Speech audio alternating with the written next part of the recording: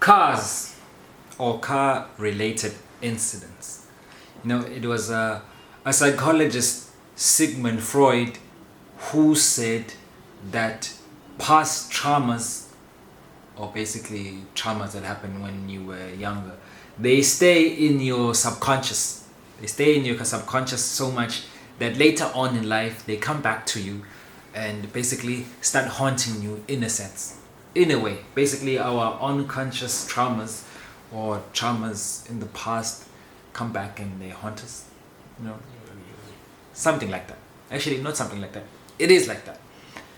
Sigmund Freud, a psychologist, says that our past experiences, especially traumatic ones, they stay within our conscious and basically act as subconscious triggers when we are older. So what we experience when we are younger, it comes back to you when you are older, and then you act or you behave in a way that's related to what happened to you in the past. Very good psychologist, interesting psychologist. Do read up on Sigmund Freud. I am bringing up Sigmund Freud today because of the story that I want to tell with me and my relationship with cars. I've actually gotten better because I've realized at the age that I am in that I need to learn how to drive. I'm not a fan of cars. Man, I don't even like sitting in front when I'm in a car. I prefer sitting at the back. Perhaps the reason for this are all the incidents or the mere incidents I've had with cars. But I think, per Sigmund Freud, the relationship with cars that I have cannot be the reason why I am not a fan of cars. But I do remember an incident once that basically made me afraid of ever being behind the wheel. Well, until now, I had a dream once. At least I think I had a dream.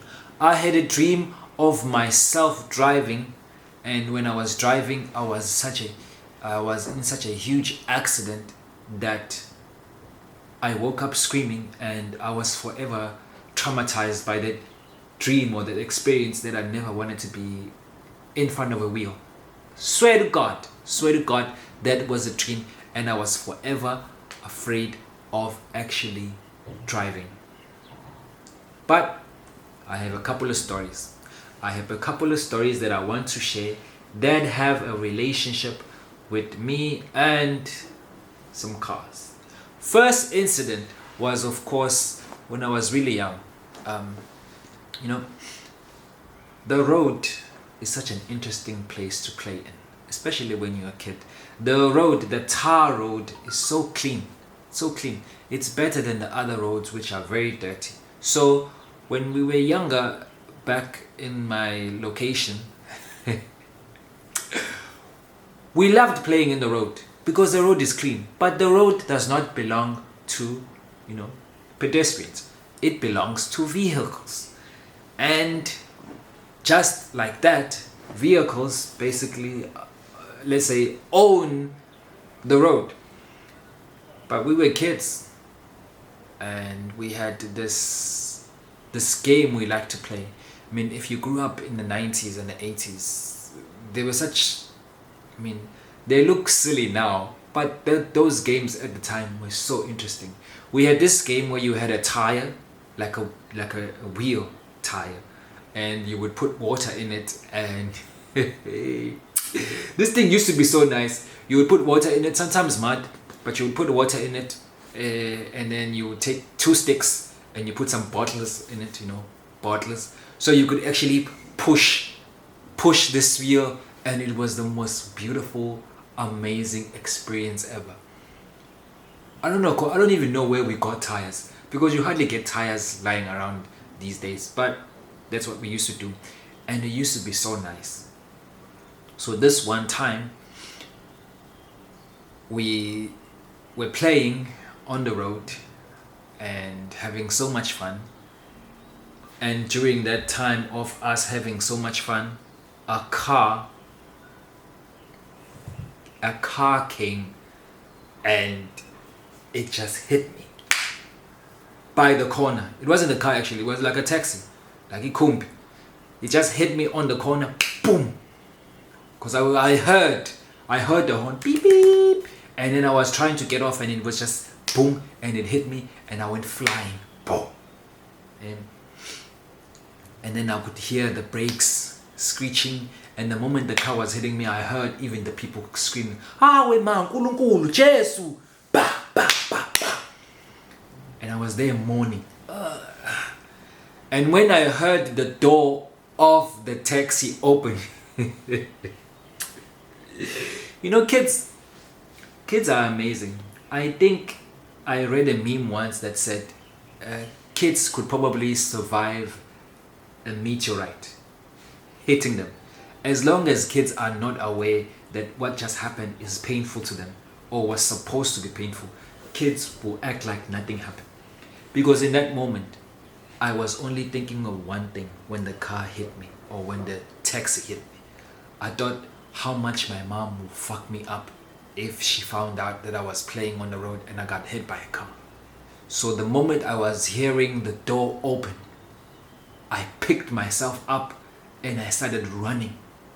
I ran. I mean, I was in pain. I was in shitloads of pain, but I ran because I was afraid also that the taxi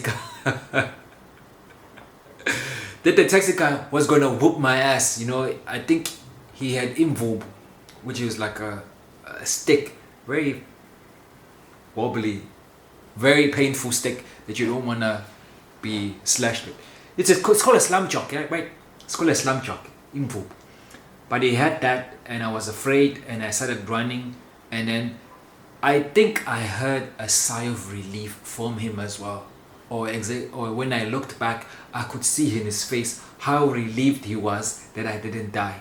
And then he started swearing at me for playing in the road. And then I ran, and I survived. That was the first incident. Well, not the first. I think it was one of the incidents of me and a car. I should have died a long time ago. Thinking about everything that I was going through and everything that I've done, I think there was some point I should have died. Actually, I think a lot of us have experienced things we probably should have died from. And here we are.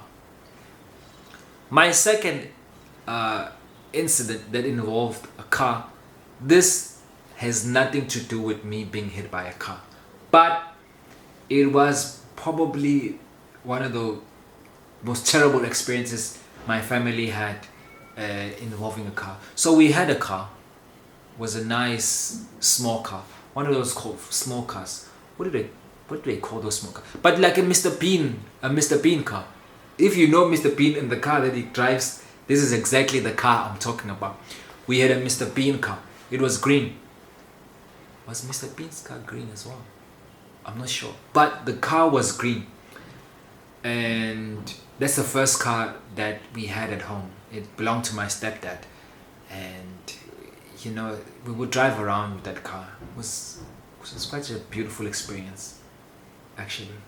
But there was a guy, I think he was my dad's friend, or at least I thought, but turned out later that he wasn't. Based on what I'm about to tell you, that's what makes him not a friend. But I would see him, I would see him come around randomly and then have a conversation with my stepdad at the time, and then, you know, disappear. I don't know if it was months later or sometime later or the next year, I don't know when, but the same guy comes home during the day when my dad is not there, when my family is not there, but I know I was there. And then he asks, where was my dad? And I'm like, he's not here, he's in town. And then he's like, oh, okay, your dad told me to come fetch the car. I'm like, oh, okay, did he really? Yeah. There were no phones back then. There was no way I could confirm if this was true or not. So what I do, as any normal human being would do, is I go inside the house, I take the key, I give to this guy, and guess what? We help him push the car out of the yard into the road. The man drives off. My dad comes back and he's like, where the fuck is the car? And I'm like, oh yeah, no, your friend came and he said you asked for the car, so he took it and he left with it. My dad is like, what the fuck?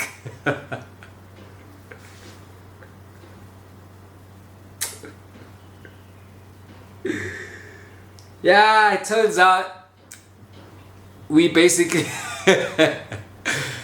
gave a stranger the car. That guy was not a friend. I don't know who the fuck that guy was, but we gave that guy my dad's car.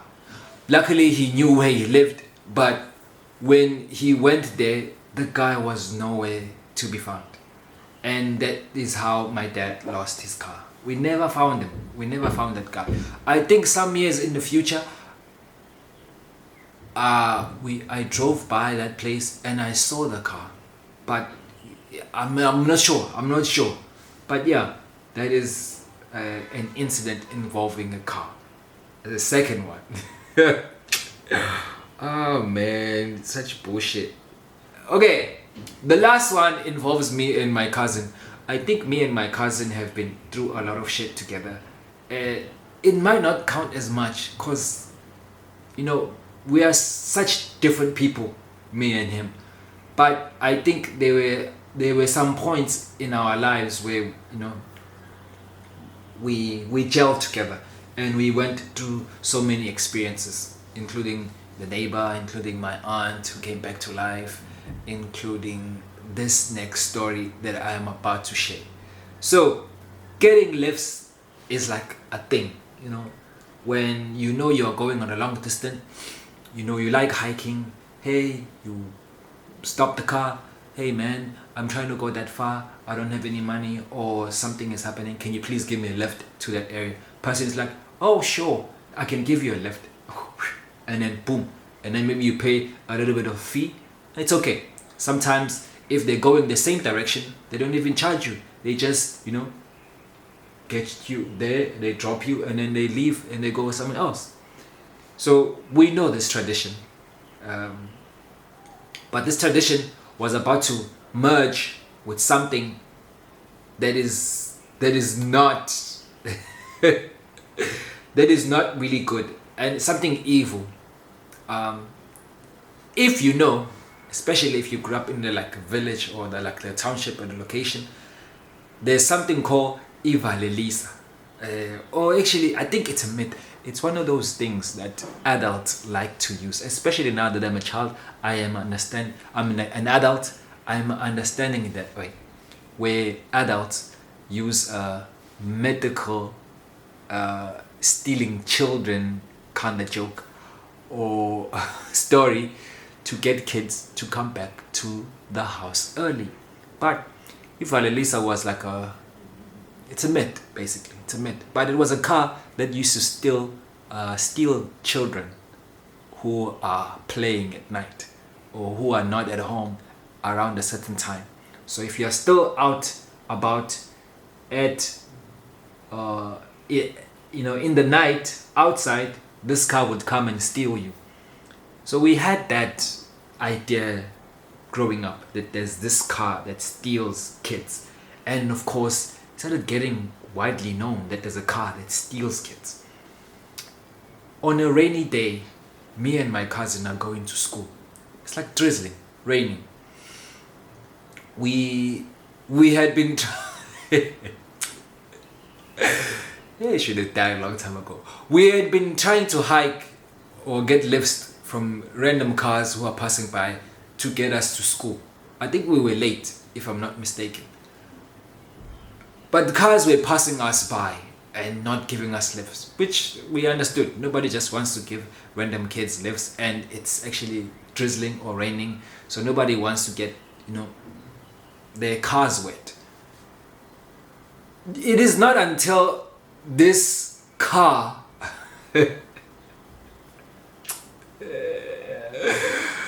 I mean, we should have seen from the way the car looked. But it was like a van. It was like a van. It was a van with doors at the back that can close. That is a very important in the story because it is the one thing that kind of freaked us out. So we are trying to get a lift, and then this car stops. And then we're like, fuck, we run, and we start opening the doors, the back doors of this car, and then we start going in.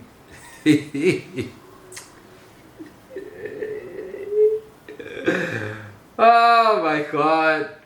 We start going in, the driver comes out, and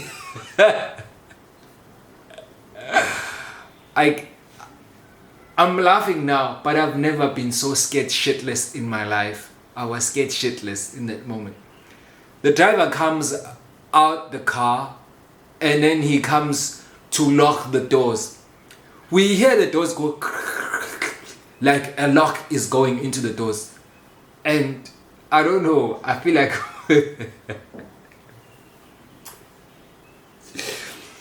we didn't need to be told twice about what was happening. Me and my cousin started screaming, and we kicked the shit out of that door to make sure that it doesn't get closed. We kicked the shit out of the door.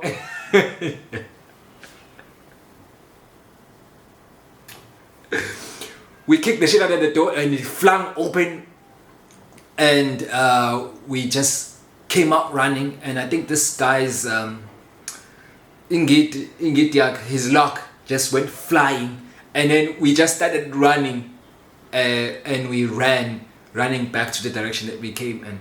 And this guy just started shouting, and he screamed, and then he closed his door, and he got into his car, and he just ran off.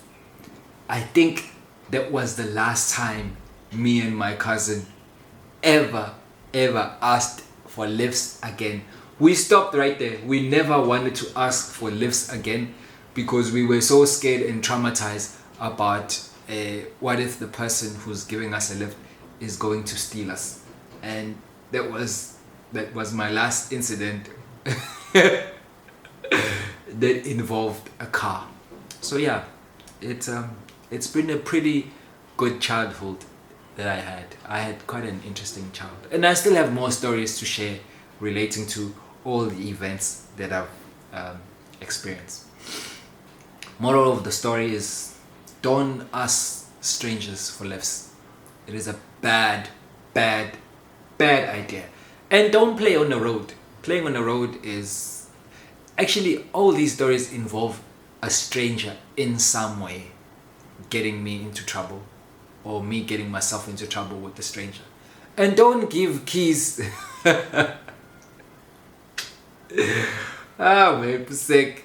Anyway, see you around on the next share that I will be sharing with you.